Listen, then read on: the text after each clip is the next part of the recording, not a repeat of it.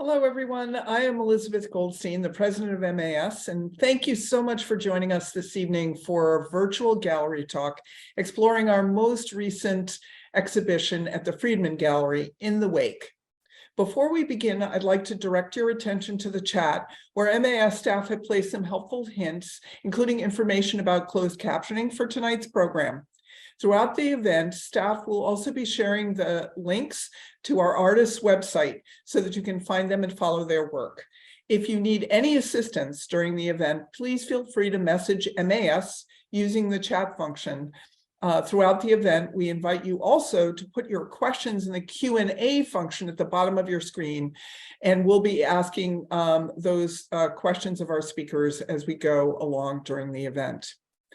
Tonight, we will be meeting with the artists featured in the Friedman Gallery's first group show, In the Wake.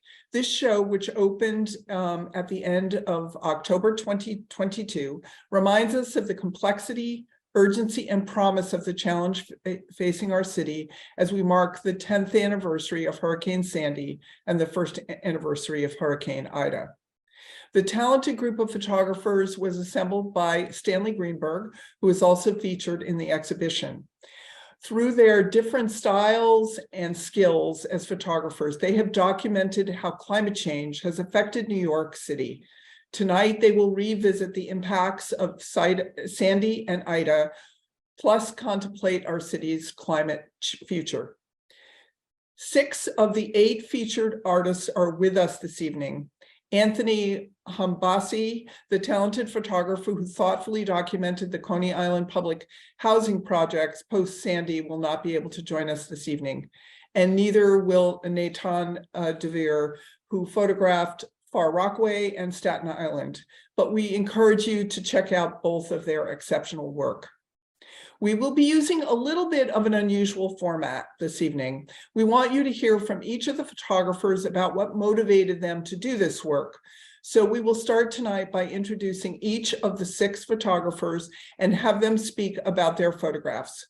Once they've completed their short presentations, Stanley will moderate a discussion amongst all the photographers. This is an illustrious group of artists. So without further ado, I'd like to introduce our first photographer of the evening. That would be Alex Fradkin. Thank you so much, Alex, for joining us. He started his career as an architect before turning towards his greater passion for photography. In 2000, he completed his MFA in photography at Columbia College in Chicago. His work has been featured at the Venice Architectural Biennale, the Contemporary Museum of Photography in Chicago, and the Museum of the City of New York, among other public and private collections. Alex teaches photography at the International Center of Photography. He will now share work taken in Lower Manhattan following Hurricane Sandy. Thank you very much. Can you hear me just fine? First of all, I wanted to thank MAS in New York, and also thank Stanley Greenberg for inviting me to be part of this exhibition and panel discussion. I'm actually very excited to join us because it's a thought in terms of, in post-Sandy and what's happened since Sandy, as climate change has become far less abstract and is something that we're seeing every day. I remember when Sandy happened, it was still, prior to that, it was still a very abstract concept. Sandy made it very real in our homes, not in some far-off location. I think a number of things really struck me about what happened in the immediate aftermath of Sandy is that I've always been fascinated with aftermath conditions, and in the quiet of the storm, after the winds have died down and the rains receded, I remember wanting to go out and really find out what happened to our city. And I went out onto the Brooklyn Promenade and saw this vast expanse of Lower Manhattan completely blacked out. And it was a very surreal, kind of disquieting, and a sense, and also a real strong sense of disequilibrium. Like everything that we knew was completely different. And this is something that's been fascinating to me, having been an architect and constructing spaces and constructing environments and being very responsive to sense of place and being very, very sensitive to that sense of place, when suddenly, you know, all the lights are off or all the power is off, or even in the aftermath of, you know, an earthquake, which is something I know very well, having grown up in California.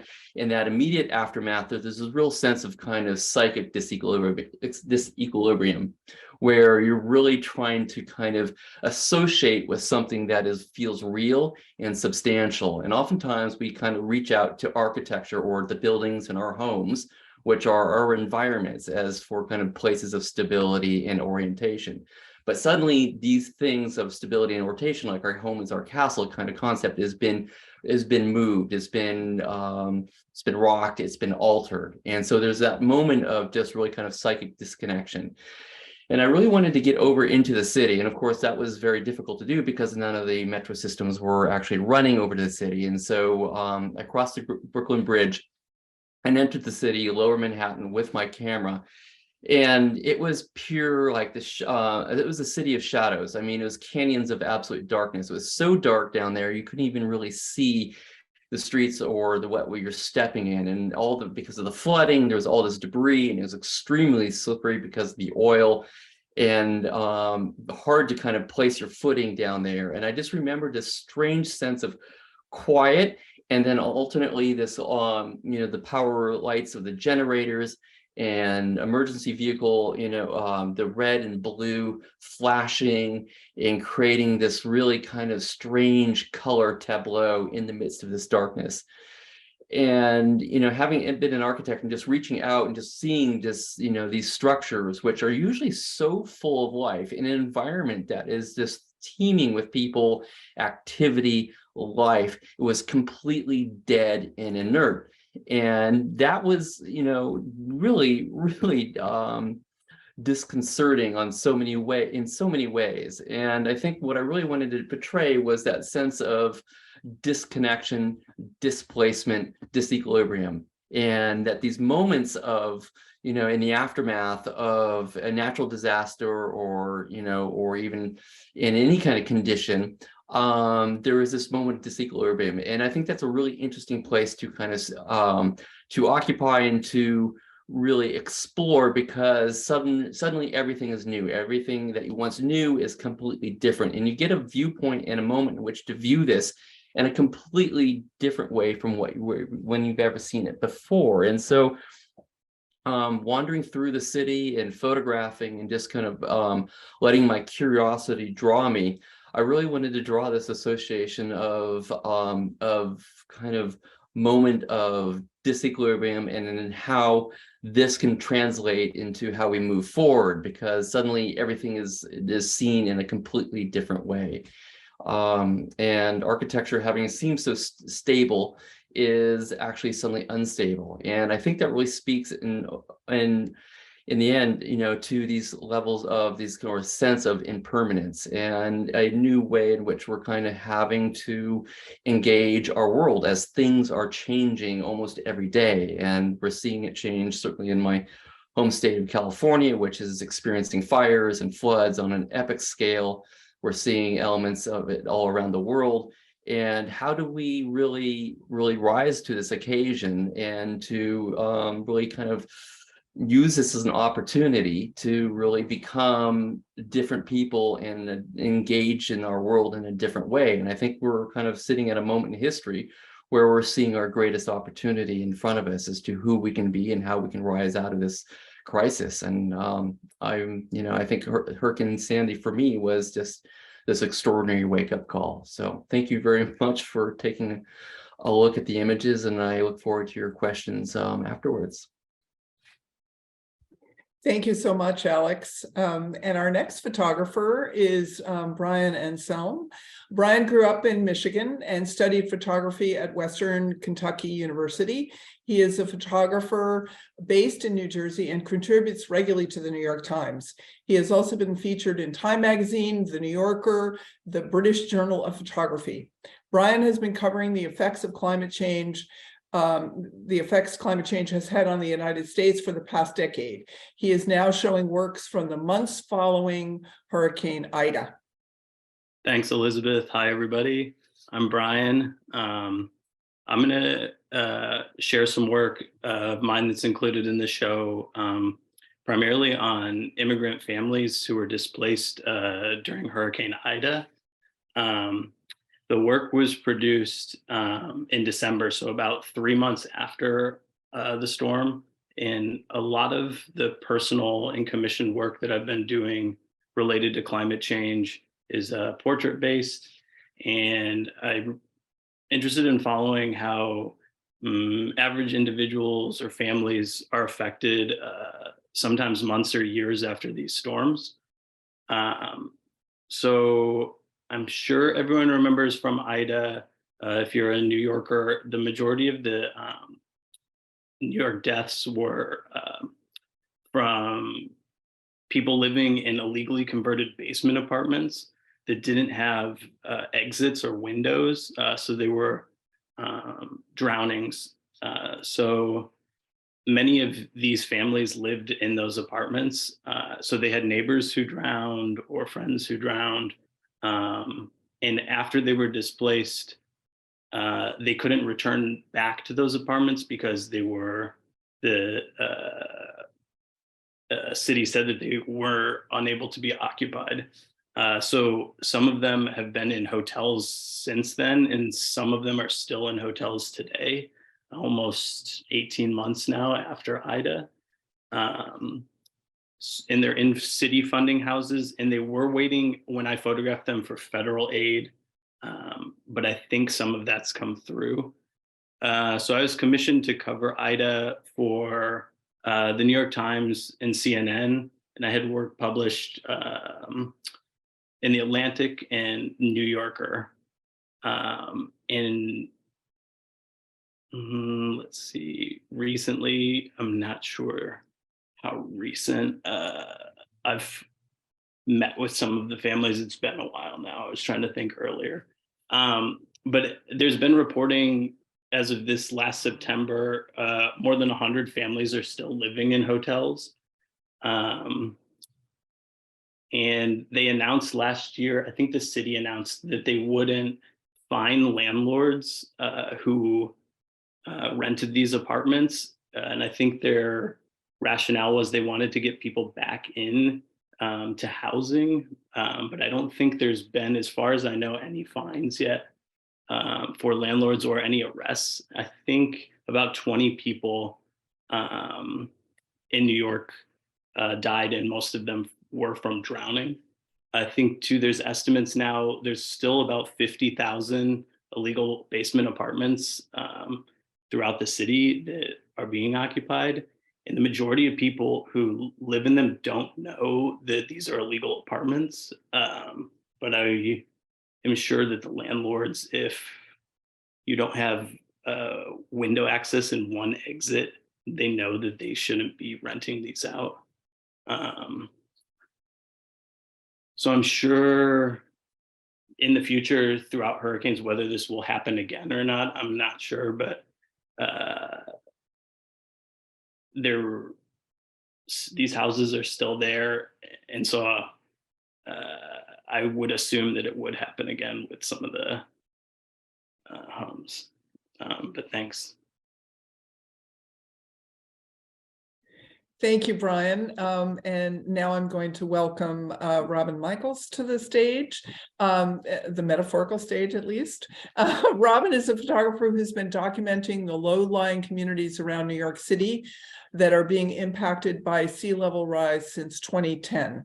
Robin has been featured in the International Center of Photography, the Alice and Austin House, Rockefeller Center, and the Brooklyn Historical Society. She will share photographs that document climate change in beachside communities in Staten Island, Queens, and Brooklyn. Welcome, Robin.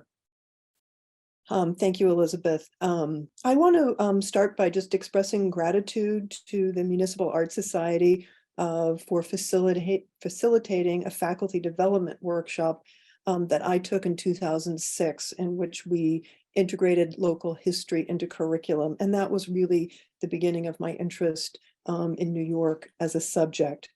I'm going to show photos from a couple of projects, and each project looks at a different way that New York City is adapting to climate change in the wake of Hurricane Sandy. The first one is managed retreat. Oakwood Beach is a small community in Staten Island.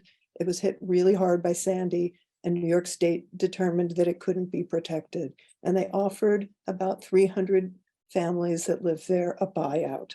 When you look at this photo, you can see a year after, or in the summer after Sandy, what remains of this family's home is the foundation. This was at the far end of Kissam Avenue. Next slide, please. Fast forward to 2017. You can see the two families on the houses on the right have sold and moved out, while Frank Acosta, who lived in the house on the left, is still trying to figure out where to go. Managed retreat is a really hard choice.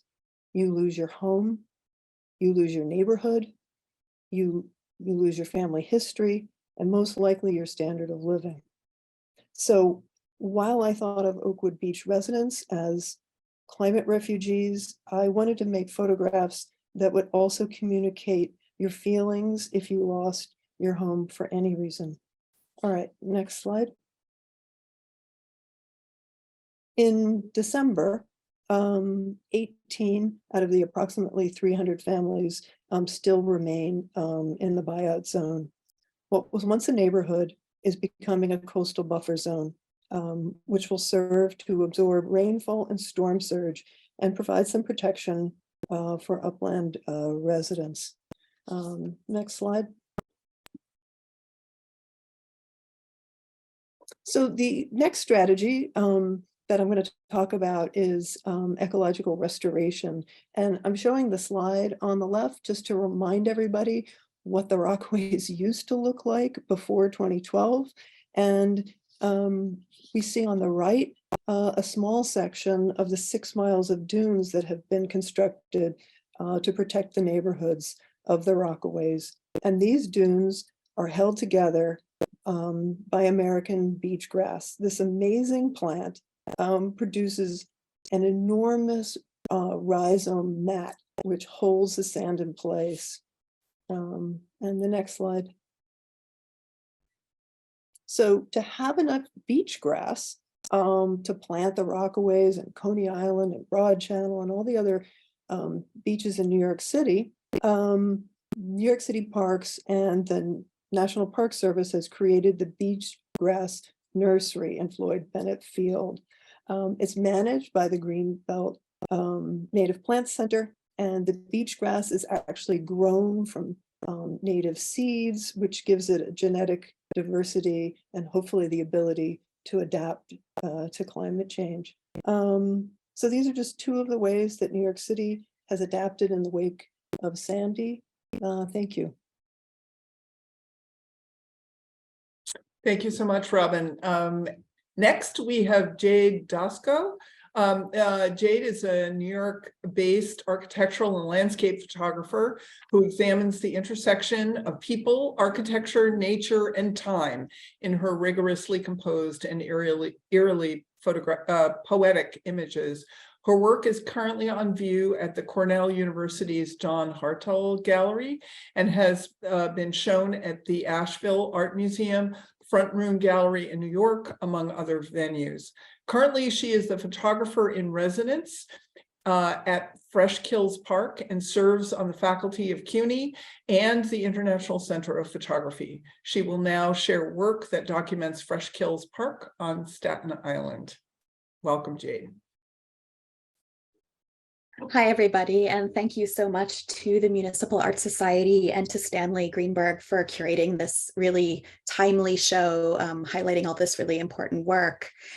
So the work I'm going to share is kind of a tandem infrastructure story of New York City. For those of you who are not familiar with Fresh Kills, it was New York City's largest household waste dump for 53 years. It was opened under Robert Moses in 1948, and it was not closed until the 90s. And over that time, it collected over 150 million tons of New York City's garbage. Finally, the decision was made to close down Fresh Kills as it was a major blight upon Staten Island. And the decision was made to transform the site into a 2,200-acre wilderness park with an extremely long timeline in terms of the master plan.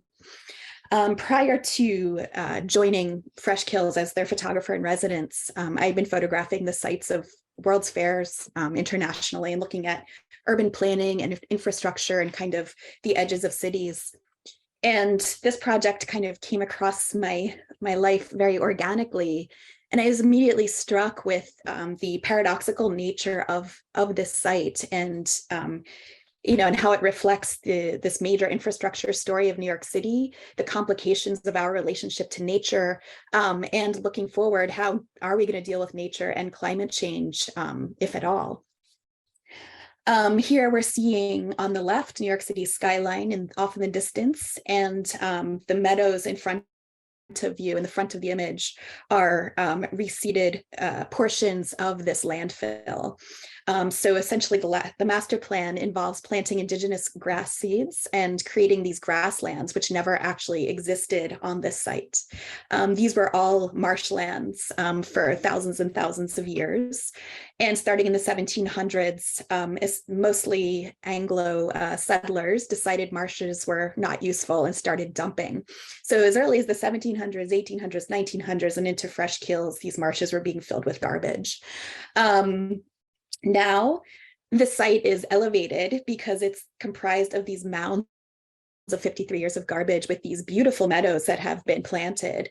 And in tandem with climate change and flooding, it does help serve as a buffer, preventing perhaps even worse flooding in these low-lying communities in Staten Island. On the right-hand side, you can see the unusual topography of the site. It is a wholly human-made landscape. There's nothing real natural about it. And again, I think it really reflects the uneasy relationship we have today with what wilderness is. What does it represent? Next slide. On the left-hand image here, we can see some of the engineering apparatus that was designed specifically for Fresh Kills. Fresh Kills is the largest landfill to park project on the planet. And so a lot of the engineering and scientific work that is happening there is at the forefront of this kind of transformation. So many of the apparatus that I would find around the site were designed explicitly for the transformation of Fresh Kills.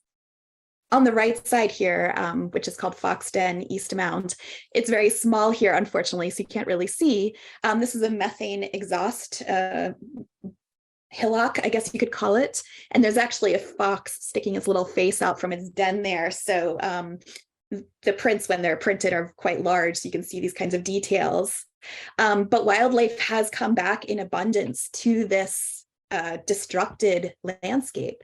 So it's been very exciting to travel here and photograph on a regular basis and seeing how birds and mammals and marine life have indeed returned to this place despite the 53 years of devastation that happened here.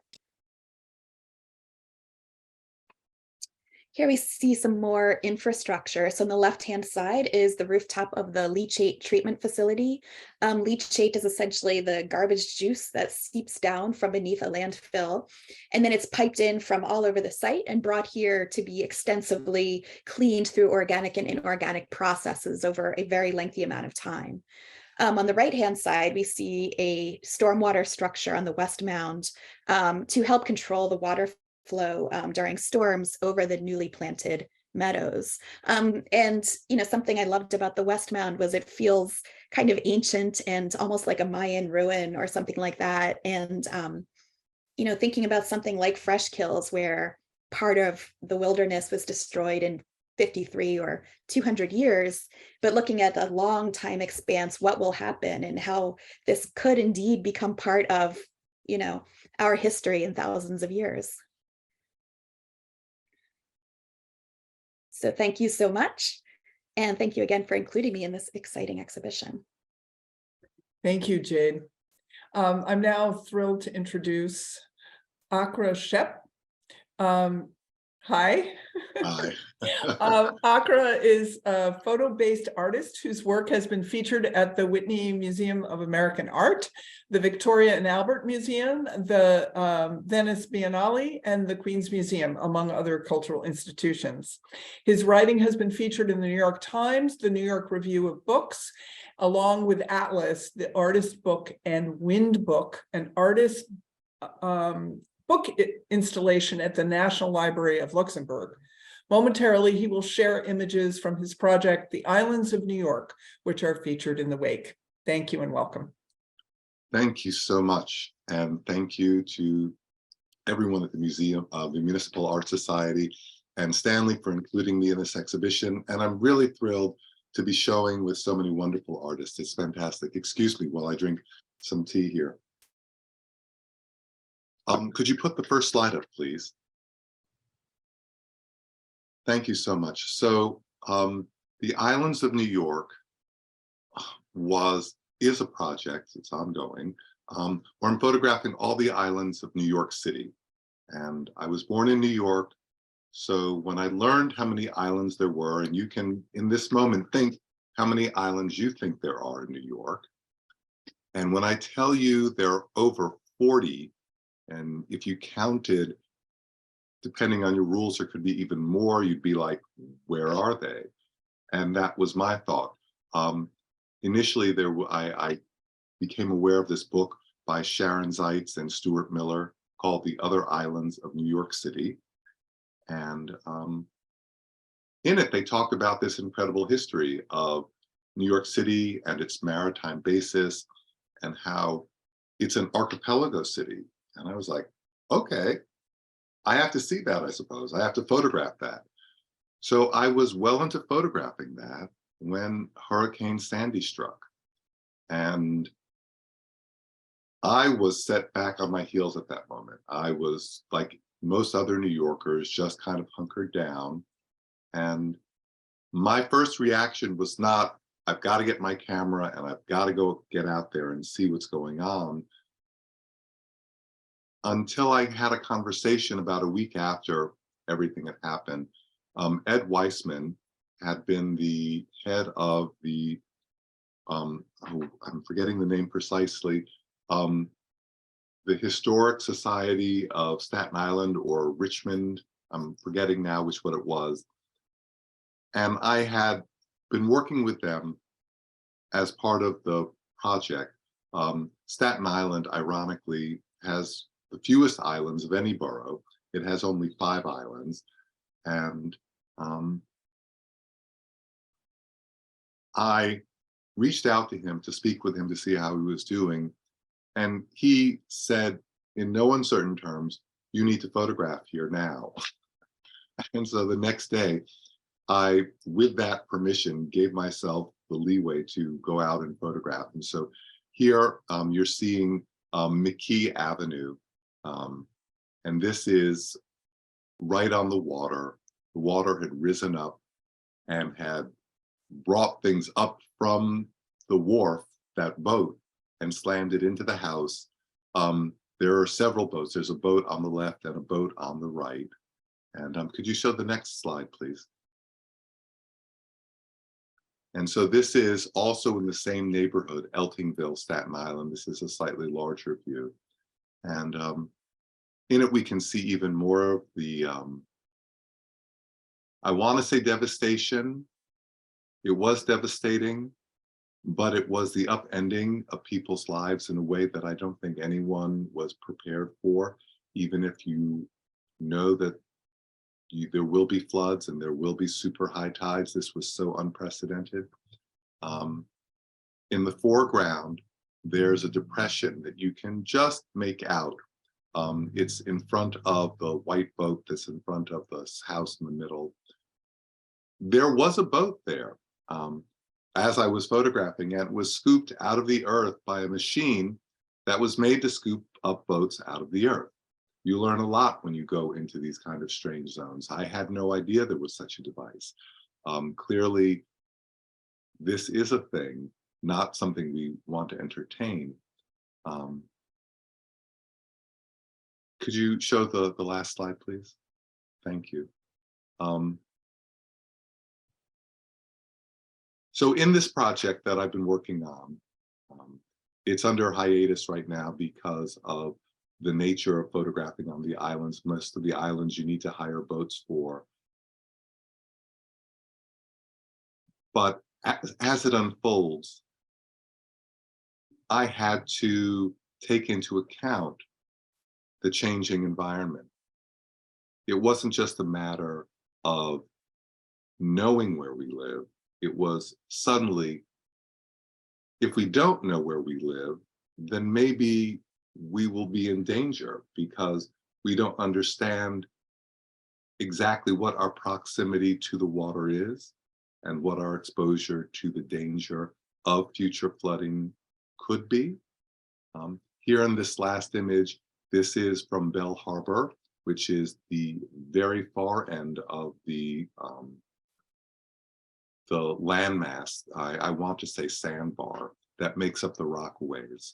So at the very end is Breezy Point, and Bell Harbor is towards that end of things. It's a very exclusive community where many of New York's finest and bravest actually have their homes. It's not any place that people really go to, but it was also devastated by Sandy, just washed out in various places. So in conclusion, I'm still thinking and wondering and waiting, like I think everyone else is in New York. We experienced Sandy, we experienced Ida, and nothing has changed dramatically that would keep anything like that from happening again.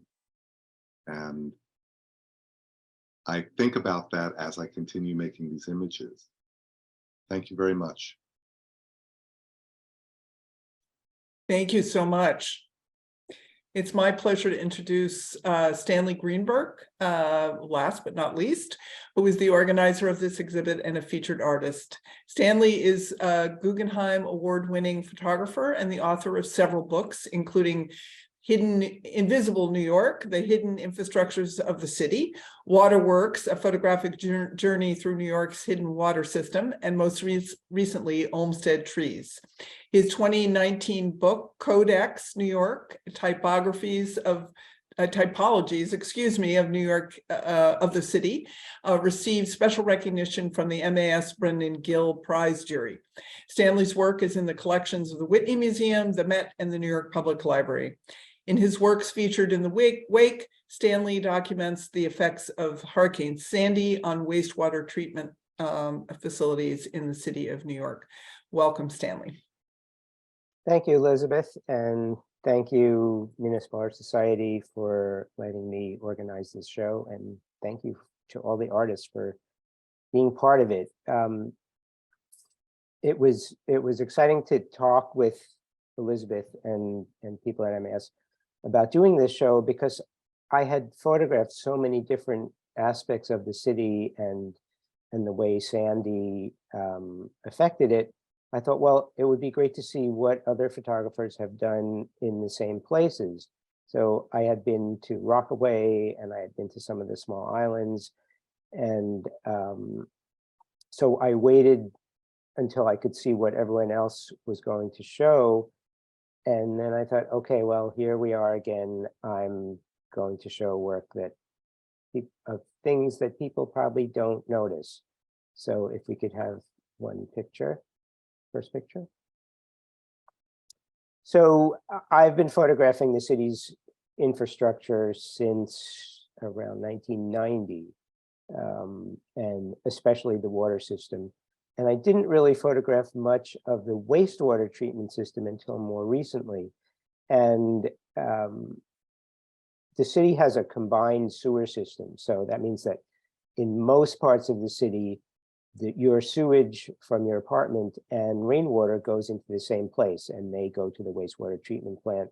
And when it rains, often overload those places.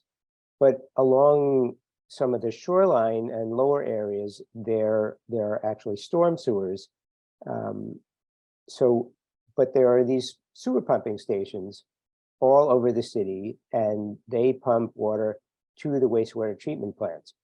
During Sandy, almost every one of those was put out of commission. So I searched out, it was not easy to find them, but I found most of them now.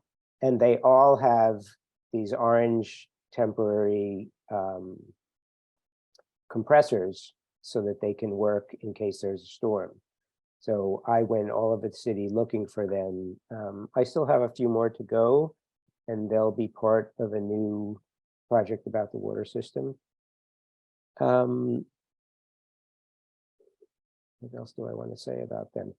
I want to go back to something that I think it was, I forget if it was Alex who used the term natural disaster. And I've been thinking about this a lot. And I don't think we really have natural disasters. We have natural disruptions, and we have human disasters. Not to lessen the effect of them on people at all. They can be terrible for millions of people, but it's often because we don't pay attention to nature. And one of the things I've been looking at a lot is what's happened to nature in the city. I've looked at the parks, and I've looked at places where there used to be streams and springs and wells, and there's not a lot left of nature in the city. And I think if we're going to survive climate change, we need to bring back as much of it as we can, the way Robin showed the dunes in Rockaway. I remember going to Rockaway as a kid, and there were no dunes, and there was hardly any birds on the beach either. And now there are dunes and natural areas, and it's actually quite a great natural area, and that will help. I'm sorry. That will help us in the future. So without going any further into that, I would love for us to get to the discussion with all the artists. Thank you, Stanley, and I hope all the photographers will unmute themselves and Show yourselves. So one thing that I would like to ask everyone, because I know it's changed the way I work a bit, is do you think of yourselves as climate activists or other types of activists? And if you do, is it because of the work, or did you do the work because you were thinking about climate? Or is it completely divorced from your work? Or, just talk about that a little bit. What's the connection between what you think about climate change and how you do your work? So why don't we start with Alex? Hi. Yeah, I think of the two things as being inextricable. I mean, I actually think also that in between my work and activism, it's not just climate work, but it's also very much social activism. Between social activism, climate, change. It's hard for me to actually engage in photo projects that don't have those aspects as being really core components. And I think it's so much a part of my thought process. And I think there's still a very internal aspect of my work, because I still have to really be present with my own emotions and my own response. And I want to humanize the work in such a way that it has a kind of relationship to other people, so they can see themselves in the work, or having, being affected by it or as well. So, I think there's a way of kind of bringing an emotional component to the work, whether it's through aesthetics, use of light, poetics, expression of faces, people, and ways in which we can relate. And I think these are kind of difficult things or challenges, which I really want to do, is to try to somehow make this work relate. And so, yes, I think, between social activism, climate activism, and photography are all very much part of the same component of what really drives the vast majority of my work now. I guess actually all of it. Great, thank you. Brian, what do you think? I mean, I agree too with Alex in a sense that it's very much commingled. I work a lot for journalistic publications, and there's certain restrictions in the sense of how involved you can get with activism. Yeah. But I feel like climate journalism now is a form of activism, because I think it's important to remember roughly half the population of the country doesn't even believe that this is a real thing. They don't believe in the science, that it's accurate, or maybe we're just having a warmer winter, but we'll bounce back, those kinds of things.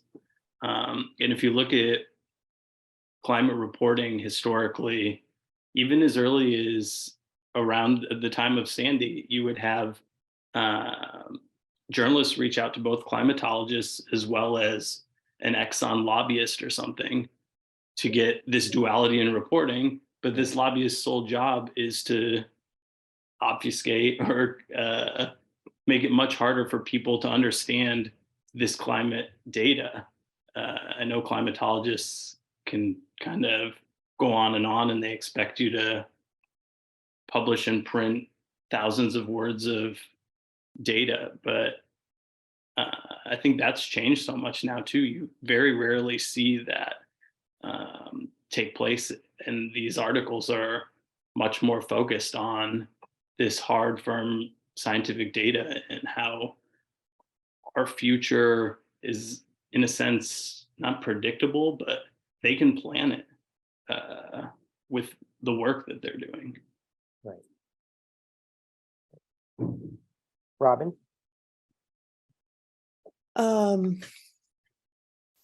I don't know. I was just thinking about what Brian was saying about half the country not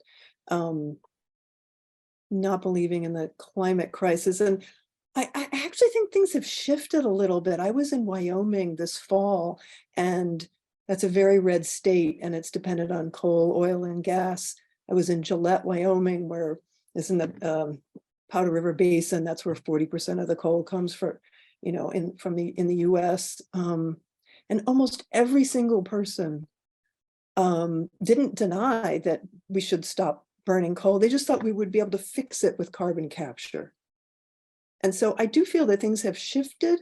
So there isn't this straight out denial anymore, though there may be like a level of a lack of evidence-based solutions. And I found that a very interesting change. Something maybe we have to think about in terms of Right. messaging. I don't know. That is interesting. Of course, winning the climate fight slowly is the same as losing it. So if we can't speed things up, then we're nowhere. Let's see, who haven't we heard from? Jade.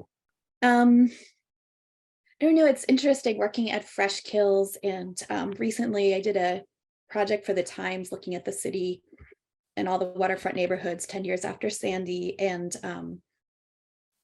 I think the best we can all do as photographers is make our pictures as widely seen as possible. I think like any situation, unless people experience it on a completely personal level, unless it really affects them, they may not believe it. And now that, of course, all these catastrophes are happening all the time with fires and floods all around and hurricanes all around our country, yes, people are finally realizing that this is real. But I think also, political interests are going to continually get in the way. And until we can really change policy for the corporations that are making money off of every single plastic bottle and bag and everything else, that's when things will really start changing. So yeah, I guess I look at it all with a bit of ambivalence personally, just because humans create a lot of destruction, and then we're a bit incremental in how we respond to it. And it is this terrible race at this point, right? Us versus all of these things that are happening on a climate level. Also, I just started reading John McPhee's Annals of the Former Worlds, and that's certainly changing my perception on all of this as well. Yeah, for sure. Akra? Oh, thank you. Hey, Stanley. Hi, everyone. Hi. So fascinating hearing all your responses. And I'm thinking about, we've all come to this in ways that feel accidental or unintentional. We didn't wake up one morning saying, I'm going to be an activist. I'm going to be a climate activist. And I was listening to Brian, I was thinking, but are you going to be against the environment? How does that work? Like, you're gonna like, we're just gonna burn everything now and it's just gonna be really glorious. It's like there isn't even another side. There's only, I mean, it's so weird because we're so used to these Aristotelian kind of frameworks where, you know, dialectic, you know, where there's you can have the lobbyists and you can have the environmentalists and there's something to weigh, but in this case, there's literally nothing to weigh. And maybe that's a 21st century condition that we're just wrapping our heads around because we were raised with an older century's education, pedagogy. None of us are used to that. I was not, I mean, coming into this, I mean, the projects that I photographed, I didn't mention during while I was talking, that I actually stopped working the islands of New York because this thing called Occupy Wall Street happened. And Alex was there also. And I photographed that for a whole year. And then what ended Occupy Wall Street wasn't Michael Bloomberg, wasn't the NYPD, it was Hurricane Sandy. Right. And everyone who was involved with the protest for economic inequality said, oh my God, there are people who've lost everything. We've got to help them. And it became Occupy Sandy. Yeah. And that was what ended Occupy Wall Street, because there was something that was so devastating that had to be addressed. And so it was from one unfixable thing to the next. And so, yeah, I kind of fell into it. I'm still feeling my way around it. I mean, what about you?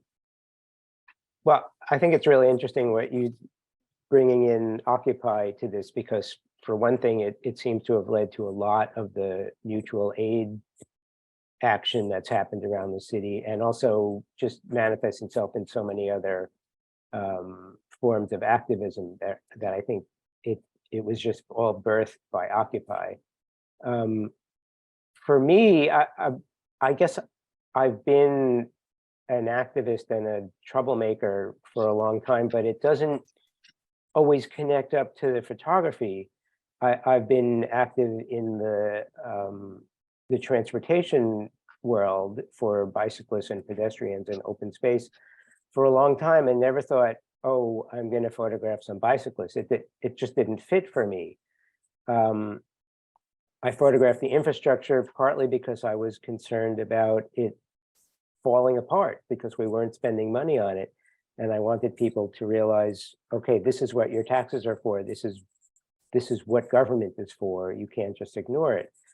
And I photographed physics experiments because I thought, okay, this is such an anti-science country that I need to put this in front of people so that they can think about it a little bit more.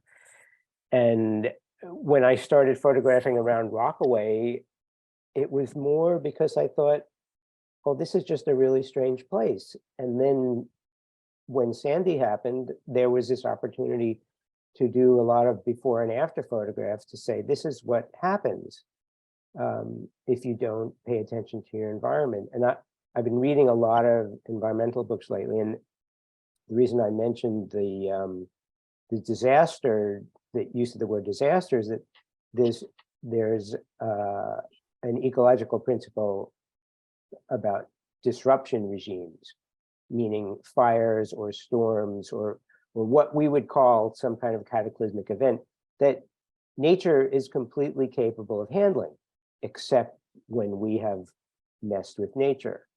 So I've become much more interested in what have we done to the world that makes it much less resilient, and how do we go back to making it more resilient? I don't know if taking pictures of it is the way for me to do that, or going to a protest, or trying to get the city to ban natural gas, or maybe all of those. But I feel like it somehow it always comes out in the work. I'm just not always sure how it's going to do that. Yeah, there's something incredibly imprecise about being in the arts, being in the visual Yes, arts, I think and that's the talking right about word. this. And it's funny, when I talk about this with younger artists, I talk about the imprecision as being terribly important, even if it's infuriating. The imprecision allows for it to be culturally relevant in ways that are unimaginable, because the culture is too big for us to wrap our heads around at any given moment. And the lack of precision means that it can find the level that we can't see, but we intuit and can then speak to. It makes it unfindable for those who would seek to stop that kind of speech from happening, because it doesn't seem precise. It's like, well, how could that ever be a thing? Well, Until I it think is. the idea of the imprecision to me connects up to the idea that we don't want our work to be pigeonholed or characterized as photojournalism or art or documentary, because it can be all of those or none of those or something else entirely. And it's there for you to look at it, not to just say, oh, to dismiss it because it's one or the other of those. I was just teaching a new ICP class and diving back into the 19th century and thinking how fascinating it is that photography is this mirror of the industrial age and essentially what has caused all of this climate catastrophe. And I was looking at this Carlton Watkins photograph that shows this mining town with the hills off and mountains off in the distance. And then there's this kind of cleared mound right in the foreground where investors could kind of visualize, well, this is where I'm going to do my investing and development. And I thought how fascinating, because it's kind of this mirror image of a Robert Adams photograph, the other side of this curve of the industrial age. And I thought, well, photography is really the perfect medium because it hugs the industrial age, and that is what is so related to climate change. Wow. It's a beautiful point. Yeah. Great. Well, one of the other things which is kind of related to what we were just talking about that I wanted to ask you all was, how did you come to these projects? Were you curious before, or were they commissions, or what made you photograph what you photographed? And why don't we reverse order and start with Accra this time? Oh, well, I'll be fast. I was so fascinated with these 42, 43 islands of New York City. I wanted to see them all. I wanted to make them all visible. And in the wake of Hurricane Sandy, I realized that the project had a larger scope than I had originally, conceived of it. And so that is how I found my way in. I had begun photographing, I think, around 2008, the islands. And so I've been, I made a catalog of everywhere I needed to go. And so that's how I kind of found my way in. Is there anyone among us that doesn't make a map at the beginning of a project? I feel like that's my technique. Lots of I love maps. Yeah. I love maps. Oh yeah. Go maps. Okay, we'll have to do a show of maps. Definitely. Jade, how did you get here? Well, like many New Yorkers, I had been aware of fresh kills as this notorious blight upon the city. And as a child, I remember driving from Pennsylvania through Staten Island to my grandmother in the Bronx and, putting up the windows and seeing the seagulls and all of that. But it wasn't until I was teaching a class on liminal green spaces at School of Visual Arts. And I should add, I had to get a driver's license to take on this project. It's hard to get to Staten Island. But we went out there and I was just so struck with, it's this sublime kind of Hudson River School type of landscape, but then it's punctuated with methane wells and the leachate plant and the New Jersey Industrial Corridor. And immediately I was just completely awestruck and fascinated. And just the way that it is this reflection of again, New York City infrastructure development and our relationship to nature, I thought, wow, there's so much here. So I immediately petitioned Parks if I could kind of take this on as the main photographer. And after a few months going through meetings with Parks and Sanitation, they approved my request. I think I asked to shoot for 10 years or something. The master plan is 35 years. Anyway, so I started to photograph several times a month. I've done about 50 shoots there now, and it's turned to a really robust relationship between myself and Parks and Sanitation in terms of, they're really proud of the work they've done there, and it's just opened up such great conversations about what we are doing as humans. You asked, how did I get to do this work? That's in the Yeah. show? What got you started? I was interested in the Brooklyn waterfront just as it was opening around 2007. You mean the new park? 20, all of the new parks, right? I mean, and suddenly there was public access after being very, very little public access. And I got interested in the legacy pollution. And then it started to occur to me, like, duh, like, who cares about legacy pollution? It's local. The big issue in the room, right? Like, address that. And so in 2010, I got interested in all the low-lying communities around New York City and photographing them. And when Sandy hit, it was just like, oh my God, all the places that I had been photographing were devastated. But it was also, I think, I just want to say that city planning was on this and Michael Morella was on this. And, it's not like they woke up, but certainly they were able to get a certain amount of mind share went onto this issue. And after Sandy, and I think Sandy was an incredible turning point in public awareness, which allowed the city to spend a lot more capital and a lot more things to start happening. I think that's true. How about you, Brian? The specific work in the show was from a commission, but the longer term project I've been working on is a variety of everything. Some is personal work, some is pitched work, some is stuff that I'll produce. But I originally got interested in climate work and really started following it probably 2010, but from work I was doing on a famine overseas. And then that kind of snowballed into, I hadn't read much about particularly the science. And now that's really what I'm interested in, is because it's fascinating, even to see early 80s, some of these guys came forward and said, this is the average mean global temperature rise in 2020. And if you look at it, it's like on the dot, exact. Well, Exxon knew that too, apparently. Yeah, following that for me is interesting. Yeah. Thank you. Alex?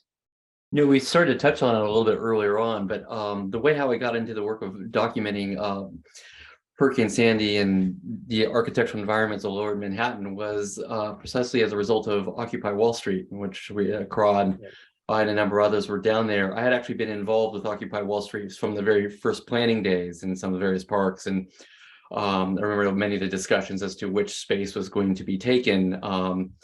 And it was there for the first day, and then was there for for the remainder of the occupation. And I was really fascinated, having been an architect, and how people suddenly in occupied space and then literally created a city there, right? They created, there's all these different zones. I mean, it was like almost like a city planning commission had organized all these different areas. And although it looked like total complete chaos to many other people, it was actually a real kind of sense of order to it. I mean, there's the the kitchen zone, there's all the other, of course, all the other different areas for meetings. So from Occupy Wall Street, and once that was completely broken up, and then suddenly Hurricane Sandy hit, there was this massive infrastructure of activists who had been newly trained in ways, through social media, and were able to organize and get people on the ground to the Far Rockaways, out to Staten Island, far quicker than any of the government agencies. So they were completely set up this massive infrastructure of getting food, necessary equipment, medications. They had it completely mapped out on all these walls, and which buildings where people needed certain medications and which buildings had no, power or access. They were able to get runners to go up to different people to deliver the medications, food. They set up all these centers throughout the Rockaways and Staten Island for tools and free items anybody could bring. And then they had these huge distribution hubs in the various churches, which were just stacked floor to ceiling in donated goods. And it was Occupy Wall Street, and this whole phenomenal kind of organizational ability that came through on this level. And then I remember, seeing FEMA out there. They didn't know what to do, and then so they were being actually trained by the Occupy Wall Street youth, these 17, 18-year-olds training FEMA personnel to where people needed the most help. And then, of course, the National Guard were running around in circles and basically were not getting out of their vehicles to help out. And so it was, it was through that I was greatly inspired about the what it really takes to be an activist in an organizational level. And so my job, I felt, I'm not really of that, for me, I could do is document that, and I could document the activists. And so once, the power came back in Lower Manhattan, and then this whole other story really began to emerge, I really immersed myself within, my previous network of Occupy and all the people I knew to document what it was they're doing, and then to get that out to the media. Since then, I'm really deeply fascinated with, place and how place affects people and how people affect place. And so that has continued to really permeate my work. And then, of course, during the pandemic, I was living in Chelsea at the time, illegally camping out in an office space in an abandoned building, and using that as a place to go and document a city once again changed in a kind of a physically similar way, where it seemed absolutely totally deserted and completely devoid and empty of people. But this time it was the entire city of New York City, and walking through these empty canyons, once again documenting these spaces, once again feeling this extreme sense of disruption of our normal lives. And so that has continued through my work. It's continued through my activism, and just really trying to stay present and emotionally open to portray the story in a way that emotionally connects with people, so people become interested in it, and it just becomes part of our consciousness, so that our world is changing and we can actually do something about it. All right, thank you. Thank you, everyone, for your thoughts about your work and the city and climate change. And I think we're out of time. And thank you, MAS and Elizabeth, and thank you for letting me organize the first group show that I've organized. I made a lot of mistakes, but you all helped me through it. So thank you. Well, thank you all for this fabulous discussion. It's clear to me we could go on for several more hours and hear wonderful observations, both about New York, but also about the artistry that you all bring to the world. And so thank you so much for joining us this evening. I'd also like to thank Genevieve and Jen, the MAS staff who helped coordinate tonight's program. And thank you to all of you who joined us this evening, and a special thanks to MAS members. If you're not a member of MAS and you enjoyed this evening's program, I hope you will consider joining. Your membership support helps to make MAS programs and our advocacy towards a more livable city possible. See the chat for information about how to support MAS. And we hope to see you at an upcoming tour or program. We have a handful of virtual and in-person book talks coming up this winter and spring. More details on dates and times, plus how to RSVP, will be shared soon. Additionally, we'll be hosting some events to highlight initiatives and projects produced by our planning and advocacy teams. Stay tuned for more information about those. And especially because we've got a creative audience, we want really to ask you to think about the creative works that you saw in 2022, and should any of them be Brendan Gill Prize winners. MAS now has a nomination, an open call for nominations for the 2023 Brendan Gill Prize, our annual prize that recognizes a film, a book, a performance, or other creative work that captures the spirit Spirit and Energy of New York City. Our nominations will be open through Friday, February 17th. Please find details on how to make a submission in the chat. So thank you again. Have a wonderful evening, and we look forward to seeing you sometime soon. Take care.